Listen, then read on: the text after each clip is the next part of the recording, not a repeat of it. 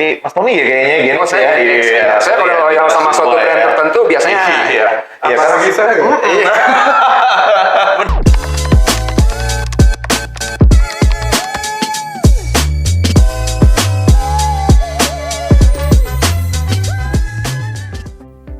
Yes, rekan servis.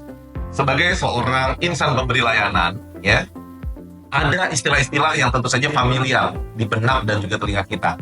Salah satunya adalah terkait dengan customer satisfaction dan juga mungkin customer loyalty. Nah, saya pengen tanya nih kepada narasumber kita, ya apa keterkaitan antara service excellence, customer satisfaction, dan juga ujung-ujungnya customer loyalty. Nah, Pak Tony, gimana menurut Pak Tony ini kira-kira? ya kalau hubungan antara kualitas layanan dengan kepuasan pelanggan itu memang secara logis kelihatan betul ya. Dan beberapa studi juga menunjukkan bahwa makin berkualitas suatu layanan, maka makin besar peluang si customer atau pelanggan tadi akan puas. Terus sebaliknya kecewa, gitu ya. Dan itu tentu merupakan harapan dari semua customer dan semua perusahaan. Cuman kalau sudah berbicara ke arah hubungan antara layanan, kepuasan pelanggan dan loyalitas pelanggan, itu ceritanya lain. Ya, customer yang puas belum tentu otomatis dia akan loyal, belum tentu. Karena memang loyalitas customer itu banyak sekali hal-hal yang mempengaruhi variabelnya. Pertama dari sisi pilihan. Dia puas dengan layanan atau produk dari perusahaan A misalnya. By the way, masih ada perusahaan B, C, D, E, F, G, H yang bisa jadi produknya lebih bagus, harganya lebih bagus, layanannya lebih bagus, yang mungkin dia belum coba. Jadi dia punya keinginan juga untuk icip-icip lah ke tempat yang lain. Ya. Jadi puas dengan si A belum menjamin bahwa dia nggak akan mencoba yang B, C, D, F, G. Ya, itu yang pertama. Kedua, customer juga bisa dibuat loyal karena memang ada program-program marketing yang sifatnya itu memang mengikat buat si customer. Misalnya sistem poin. Nah, nanti kalau Bapak belanja saya dapat sekian poin ya, nanti poinnya bisa dipakai untuk belanja selanjutnya. Nah, begitu dia merasa, wah poin saya udah lumayan nih. Sayang kalau saya nggak menggunakan poin ini. Ya, sehingga untuk bisa memanfaatkan poin ini saya akan lebih cenderung mau bertransaksi lagi di perusahaan yang tadi, yang loyalty by design. Loyalty by design, dengan adanya program loyalty. Ya. Yang ketiga kadang-kadang juga tergantung sama customer-nya. Ya, ini kalau kita berbicara generasi X ya, ini kelahiran tahun 60-an sampai 80-an awal ya, itu memang cenderung dia sangat mempertimbangkan produk atau jasa yang dia beli, dan begitu dia ngerasa udah ada yang cocok, dia cenderung mau loyal. Dia cenderung mau loyal, itu generasi X ya. Nah, tapi kalau untuk generasi yang lebih muda, milenial sama zilenials itu memang dia lebih berani dan lebih ingin untuk mencoba hal baru. Sehingga loyalitas yang diharapkan mungkin nggak sekuat ya generasi yang lebih tua.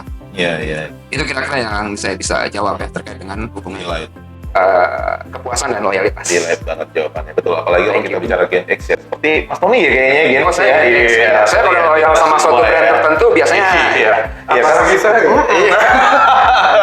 Nggak akan ngambil risiko nyoba yang lain deh ya. Betul, karena mungkin dulu pilihan juga nggak banyak ya, sementara sekarang anak-anak zaman now dihadapkan pada pilihan di sosmed atau barangkali juga sesuatu yang kemudian dengan mudahnya viral, terlepas dari value-nya benar atau tidak, ya mereka curious, apa nih, dan mereka akan memberikan kesempatan, nanti mereka akan membanding-bandingkan gitu kan, yang mana yang paling kemudian value dan manfaatnya paling besar, disitulah akhirnya dia bikin decision, ya saya akan kemudian pilih ini instead of itu, karena variabel-variabel tadi yang Pak Tony sampaikan gitu ya. Oke, super dan juga dilihat sekali jawabannya. Kalau Pak Indra, barangkali gimana nih? Sedikit penekanan dari yang Pak Tony tadi sebutkan, customer puas itu belum tentu loyal. Itu yang tadi Pak Tony bilang. Jadi customer loyal itu masih mungkin dia untuk icip-icip, kalau nggak salah tadi Pak Tony bilang ya, icip-icip di tempat lain. Nah, yang mau dikejar oleh perusahaan dan yang seharusnya dikejar oleh perusahaan adalah bukan customer yang puas, tapi customer yang loyal. Karena customer yang loyal itu adalah customer yang menguntungkan dari segi bisnis. Ada retention, ada macam-macam lah tambahan di situ ya. Yang kita ambil satu aja, retention ya. Kalau customer loyal itu dia nggak akan icip-icip, cenderung tidak mau icip-icip. Dia cenderung akan stay with us, dan istilahnya ya dia akan tetap bersama kita. Nah, untuk itu ada beberapa hal yang saya lihat di kenyataannya itu ada yang nggak berimbang.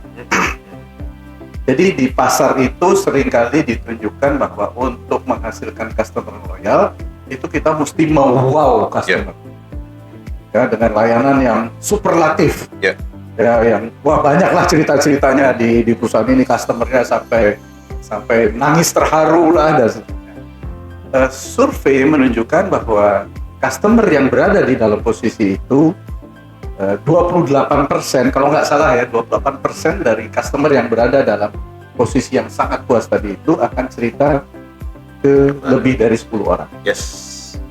On the other hand, kalau customer-nya tidak mengalami pengalaman yang baik alias dia mengalami pengalaman yang buruk, itu 40% lebih, saya lupa 43 atau 47% itu akan bilang akan cerita ke lebih dari 10 orang. Jadi kalau dia puas, dia cerita 28% akan cerita ke lebih dari 10, tapi kalau dia tidak puas, dia akan pergi dan dia akan ceritakan ke lebih dari 10 orang.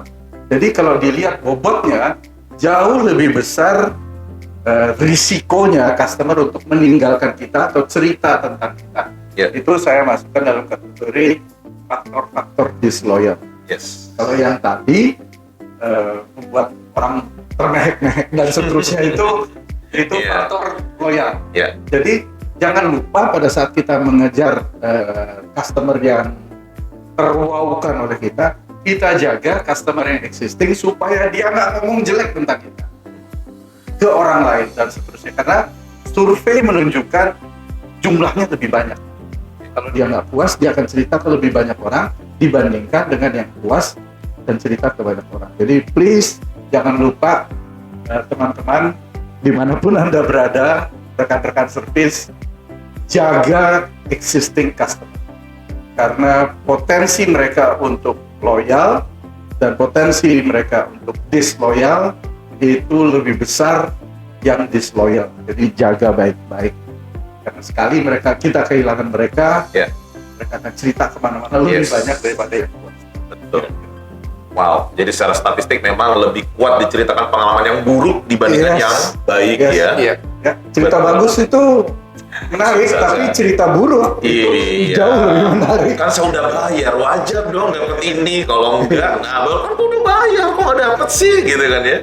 Oke, dilihat sekali Pak Indra. Thank you.